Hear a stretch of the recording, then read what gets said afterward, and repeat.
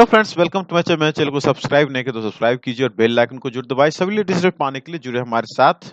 और आइए जब हम बात करने जा रहे हैं एसएससी एमटीएस के उन रिजल्ट के बारे में जो थोड़ा सा लोगों को चर्चा चिंतित कर चुका है और बहुत सारे लोग परेशान है कि आखिर ये क्या है। जी हाँ, विथहेल्ड रिजल्ट के बारे में हम बात करेंगे इस वीडियो में। और साथ ही साथ हम एक दो और इन्फॉर्मेशन बताना चाहते हैं कि डिपार्टमेंट एलोकेशन इस बार कोई मसला नहीं हो रहा है।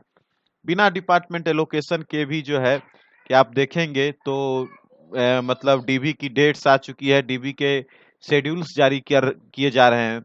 तो एलोकेशन इस बार बहुत बड़ा मसला नहीं बन रहा है। कारण बस एक ही है कि इस बार जो है कि ज्वाइनिंग की रफ्तार इस बार थोड़ी तेज है और तेज होनी भी चाहिए, क्योंकि गवर्नमेंट का टारगेट है कि जल्द से जल्द नेक्स्ट ईयर तक जो 10 लाख रोजगार का उन्होंने वादा किया है और टाइम टू टाइम उसकी मॉनिटरिंग भी हो रही है सभी डिपार्टमेंट्स और मिनिस्ट्रीज में। तो टारगेट है कि जल्द से जल्द इसको अचीव किया जाए। अभी तक तो अचीव नहीं हुआ है, लेकिन अगले आने वाले 2-3 महीने में ऐसा गवर्नमेंट टारगेट की है कि इसको अचीव करना है।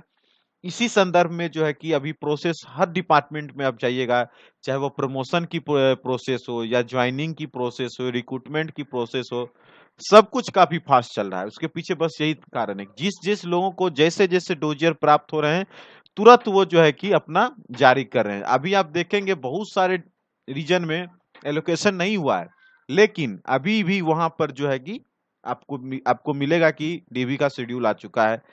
तो यही सब प्रोसेस है। तो चलेगा, आप लोग पूरा अपडेट रहिए, मेल वगैरह बराबर चेक करते रहिए, क्योंकि टाइम बहुत कम मिल रहा है डीबी के लिए। तो उसके लिए भी आपको थोड़ा तैयार रहना पड़ेगा। ठीक है। और चलिए हम दिखाते हैं ये विथहेल्ड रिजल्ट का मामला। काफी लोग कमेंट्स में पूछ रहे हैं क्या होगा, कैसे होगा। काफी लोग परेशान हो जाते हैं एक्चुअली में। अब ये विथहेल्ड क्या है वो देख लेते हैं। सबसे पहले इस बार अगर इस साल देखें तो इस साल लगभग लगभग 387 के आसपास कैंडिडेट है जिनको कि विथहेल्ड कर दिया गया है। अभी आपको पूरा डेटा दे देते हैं। 387 कैंडिडेट्स हैं, जिसमें 384 एमटीएस के और 3 हवलदार पोस्ट के लिए है जिनको कि विथहेल्ड कर दिया गया है। और इसमें से 110 कैंडिडेट ऐसे हैं जिनको कि डिबार कर दिया गया है। आगे के जो भी एग्जाम है उसमें अब वो नहीं बैठ पाएंगे और उनका रिजल्ट भी प्रोसेस नहीं होने वाला है। तो 387 इस साल आप देखेंगे। और आपको हम किसी और साल का दिखा देते हैं। 2021 का भी अगर आप डेटा देखेंगे तो यहाँ भी आपको विथहेल्ड रिजल्ट का आपको दिख जाएगा। और यहाँ लगभग लगभग 126 कैंडिडेट्स का यहाँ भी विथहेल्ड रिजल्ट रखा गया है। अगर आप आगे चलेंगे तो उसमें भी आपको हम दिखा दें। अगर किसी और साल का अगर हम ये 2019 में इसकी संख्या बहुत अधिक चली गई थी। ये लगभग लगभग 607 के आसपास ये टोटल नंबर चला गया था जिसको कि विथहेल्ड किया गया था। तो आप समझ सकते हैं तादाद बहुत बड़ा नहीं है। अगर 6-7 हजार 8 हजार रिजल्ट होता है, उसमें 600 700 300 400 का 200 का विथहेल्ड होना एक मायने रखता है। तो अब समझते हैं कि एक्चुअली ये विथहेल्ड होता क्या है और विथहेल्ड का क्राइटेरिया इसमें क्या रखा गया है। क्या है विथहेल्ड? विथहेल्ड का मतलब एक तरह से आप समझ सकते हैं कि एज लाइक सस्पेक्टेड। सस्पेक्टेड का मतलब क्या हो गया? जैसे कि आपका सिग्नेचर मैच नहीं कर रहा है, आपकी फोटो मैच नहीं कर रही है, आपका वो क्या बोलते हैं थंब इम्प्रेशन मैच नहीं कर रहा है। कोई भी चीज जो वेरिफिकेशन के दौरान सस्पिशियस हो जाती है, उन्हें लगता है कि नहीं यहाँ पर कुछ डाउट है। कभी कभी क्या होता है, कुछ लोग रनिंग हैंड में सिग्नेचर करते हैं और जो सिग्नेचर एग्जाम में जाके करते हैं और जो वो अपलोड करते हैं वहां भी कभी कभी दिक्कत होती है। आदमी वही है, सही है, लेकिन होता है कभी कभी थंब इम्प्रेशन गलत लग जाता है, कभी कभी आपका फोटो नहीं मैच होता है। तो ये उन लोगों के लिए है जो वाकई में जिनका जेन्युइनली मिस्टेक हो जाता है। लेकिन अब यहाँ पर एक आपको पॉज लेना है। पॉज मतलब क्या? पूर्ण विराम लीजिए इस बात से। अब यहाँ से मैं जो कहने जा रहा हूँ, ये बदनामी सिर्फ उसी चीज के लिए। बिल्कुल ऐसे ऐसे कैंडिडेट आज भी भरे पड़े हैं जो कि एग्जाम में माल प्रैक्टिसेस करते हैं, गलत ढंग से नौकरी लेने का इरादा रखते हैं, और जो डिजर्विंग कैंडिडेट होते हैं उनको सबसे ज्यादा चोट पहुंचाने की कोशिश करते हैं। ये दरअसल उनके लिए एक सबसे बड़ा खतरा है। जो जेन्युइन कैंडिडेट उनको तो सोचना ही नहीं है, आप इसके बारे में सोचेंगे ही नहीं।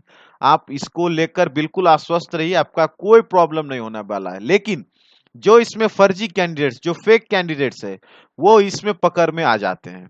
और वो जैसे ही पकड़ में आते हैं और जब उनको दोबारा तिबारा बुलाया जाता है कि आइए भाई आप अपना थंब मिला दीजिए, थोड़ा सा सिग्नेचर कर दीजिए, फोटो मिला दीजिए, फिर तो उनकी खैर नहीं, वो फिर आ ही नहीं सकते हैं, फंस जाएंगे। और अंत में क्या होता है, वो रिजल्ट ही स्टॉप कर दिया जाता है, क्योंकि वेरीफाई कराने के लिए कोई आता ही नहीं। लेकिन जो जेन्युइन कैंडिडेट होते हैं वो जाते हैं, एसएससी आपको एक दो बार बुलाती है, आप जाते हैं, मैच कराते हैं, कोई दिक्कत रह गया, कोई डॉक्यूमेंट्स ऐसा लगता है कि कुछ प्रॉब्लम है, उसको आप क्लियर करते हैं, फिर आपका मामला सुलझ जाता है। लेकिन जो लोग इसमें गलत संदिग्ध या संदिग्ध गतिविधि पाए में करते हुए संलिप्त पाए जाते हैं, उनके खिलाफ एक्शन होती ही है, उनको आगे बहुत कुछ झेलना भी पड़ता है। नौकरी तो शायद उनको मिल भी जाए, तो इन फ्यूचर कभी भी वो पकड़ में आ गए तो आपको पता होना चाहिए गवर्नमेंट सैलरी के साथ विथ इंटरेस्ट वसूल लेती है, ध्यान रखिएगा इस बात को। अब आगे आपको हम कुछ दिखाते हैं, कुछ जोन्स में जो है कि ऐसा हुआ था, लगभग 2016 में भी विथहेल्ड रिजल्ट को किन किन कारणों से उसको रोका गया था। यहाँ से देखते हैं उस कैंडिडेट को जो वेरीफाई कराया जाता है, समझे, 102 कैंडिडेट, पिछला बार 68 कैंडिडेट यहाँ क्वालिफाई किए, 34 कैंडिडेट क्वालिफाई ही नहीं किए। इसी तरह 2016 का ही एक और विथहेल्ड रिजल्ट में आप देखेंगे, कारण क्या क्या वो आप समझ लीजिए क्या कारण है।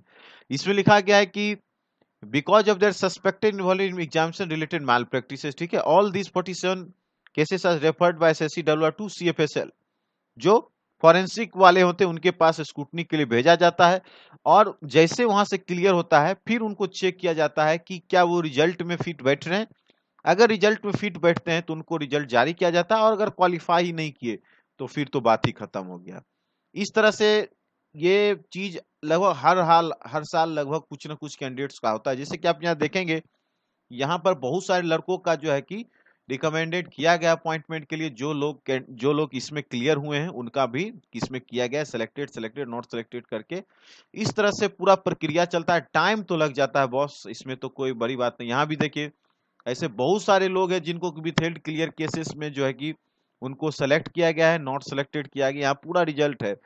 ये लगभग हर साल का केस है जिसमें कि इस तरह की गतिविधि होती रहती है, तो टाइम इसमें ज्यादा लग जाएगा। विथहेल्ड क्लियर होने में अच्छा खासा टाइम लग सकता है, कोई गारंटी नहीं है, 2 महीने 3 महीने 4 महीने 5 महीने भी हो सकते हैं, साल भी लग सकते हैं। लेकिन अब इसके चक्कर में आने के बाद जो लोग सही हैं वो लोग भी पीसते हैं, गलत वाले तो खैर कोई बात ही नहीं है, लेकिन जिनका सही रहता है सब कुछ, कोई दिक्कत नहीं है, वो भी इसमें बेवजह फंसते हैं और उनका भी समय बर्बाद होता है, और उनको ज्वाइनिंग भी काफी लेट से ही मिलते हैं, क्योंकि जब रिजल्ट ही आपका क्लियर होने में, विथहेल्ड क्लियर होने में टाइम लगता है तो ऑब्वियसली आपका ज्वाइनिंग में भी आपको टाइम लगता है। तो बिल्कुल सोचने की बात नहीं है, जो लोग सही हैं उनको विथहेल्ड रिजल्ट से डरने की बिल्कुल जरूरत नहीं है, वो आराम से रहिए, समय लगेगा लेकिन उनका रिजल्ट बाद में क्लियर होगा। अगर आप मेरिट में आते हैं तो आपको लिया जाएगा, और अगर मेरिट में नहीं आते तब तो खैर बात ही खत्म होगी। तो थोड़ा सा समय लगता है, प्रक्रिया है, उससे आपको गुजरना पड़ेगा, यही एक हार्श रियलिटी है। क्योंकि अब जिसका भी दोस्त कहिए, आखिर दोस्त तो है, सिस्टम है या बाहरी है या कुछ कंफ्यूजन है, जिसके कारण अब आपको समय तो इसमें देना पड़ेगा।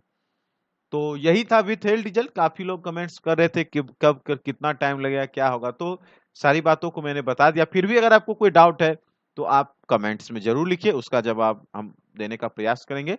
मिलते हैं फिर किसी और वीडियो में। इस वीडियो में बस इतने रखते हैं। Thanks for watching and best of luck.